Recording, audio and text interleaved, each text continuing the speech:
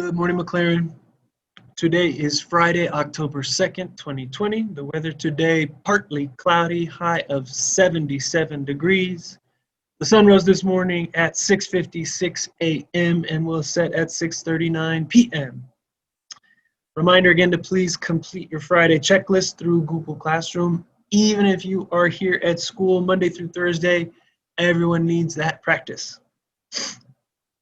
So first thing I want to talk about is that today is the birthday of one of the most important people in recent human history, and his name was Mohandas Ghandi. Gandhi was born in India on October 2nd, 1869.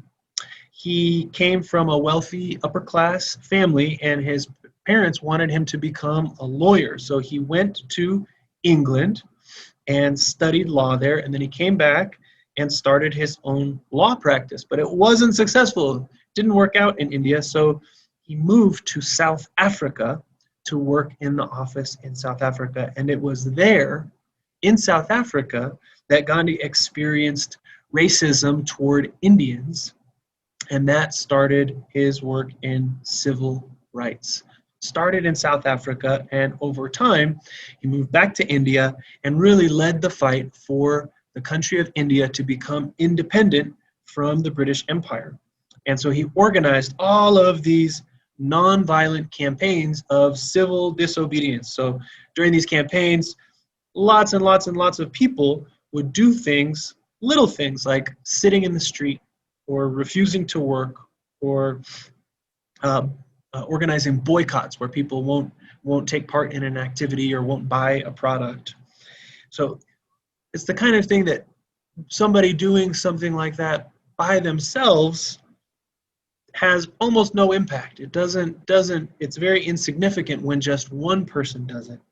But when thousands and thousands and thousands of people do them all at once, it has a big impact. So he was put in prison repeatedly for organizing these protests because the Indian people said, we want to be independent from England. And the British would lock him up in prison. And during those times, he would often fast, so would refuse to eat any food. And the people were so strongly behind him that the British government said, boy, if we let him keep fasting, he's going to die. And so they would let him out of prison, and he would go right back to protesting for independence. In the end, Gandhi led the Indian people to become an independent nation. Now, Mohandas Ghandi today is often called Mahatma Gandhi. Mahatma, his name when he was called Mahatma Gandhi was still Mohandas. Mahatma is a title that means great soul. It's a religious title. It's sort of like in Christianity when someone is sainted and is called Saint so-and-so. Mahatma is a little bit like that in Hinduism. And in India, he is called the father of the nation, and even Bapu, which means father. Gandhi became a very important influence on people like Martin Luther King Jr. and Cesar Chavez and Nelson Mandela in South Africa. And the way that he led the Indian people to be independent from Great Britain caused other people all around the world to do the same and to move toward independence by nonviolent means. Okay, so that is because it is Gandhi's birthday, but what I really wanted to talk to you about today is something near and dear to my heart, which is properly forming plurals. So English has many ways of making something plural. The most obvious ones are just adding an S. So one dog, two dogs. All we had to do was add an S to the word. Please note, it's not an apostrophe S, it's not a contraction, it's not a possessive, it's just a regular old plural. So make sure you're using your apostrophes correctly. One cat, two cats, again, not two cat apostrophe S. Then we have irregular plurals, plurals that don't form regularly. So there are words that end in F, like the word calf, one calf, but two calves.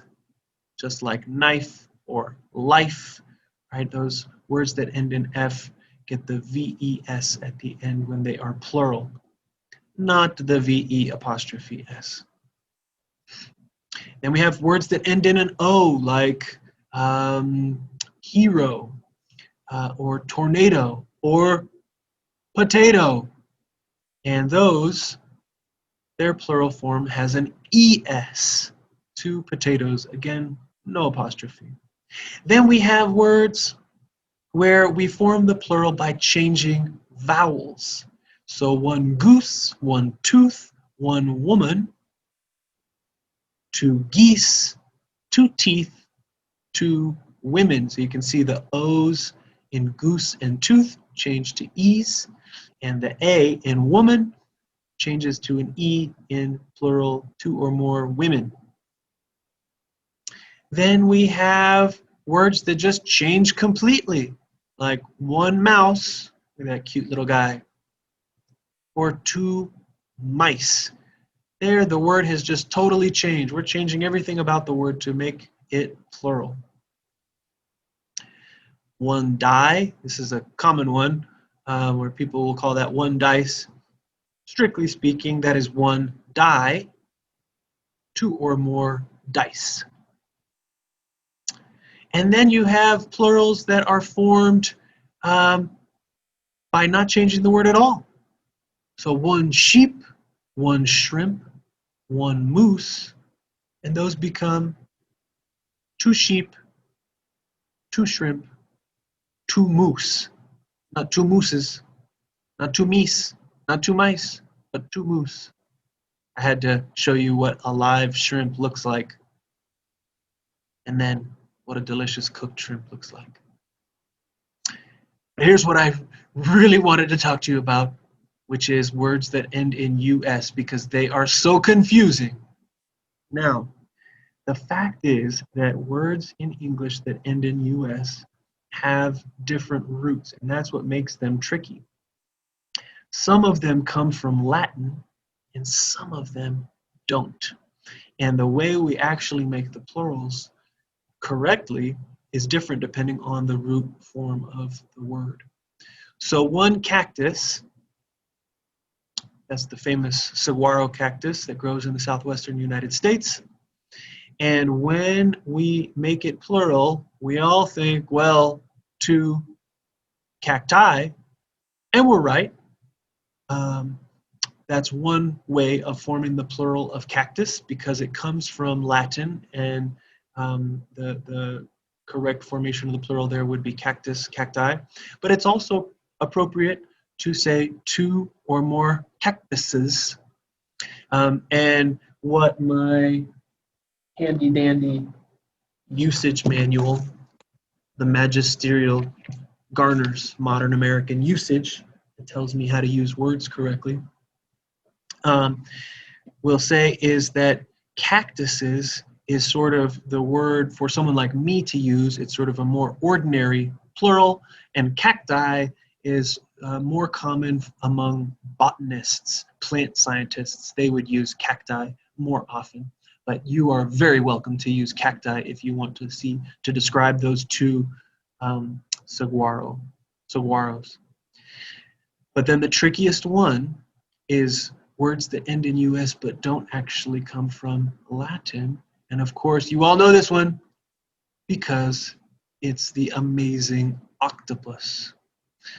Now, when we have two or more of these animals, they are, strictly speaking, because it's a Greek word, if we're going to make them plural, we could use the Greek plural and they would be, amazingly enough, octopodes. I've never heard anyone use the word octopodes, but that would be the correct plural. Or it is also very correct, just as two cactuses can be two cactuses, two of these animals can be two octopuses. But because it doesn't come from Latin, it's actually not correct to call them octopi, because octopus comes from the Greek. That burning question having been answered, if it is your birthday today, October 2nd, 2020, happy birthday to you. I hope you all have a day of kindness, friendliness, and peace. We're all in this together, guys. We'll see you next time.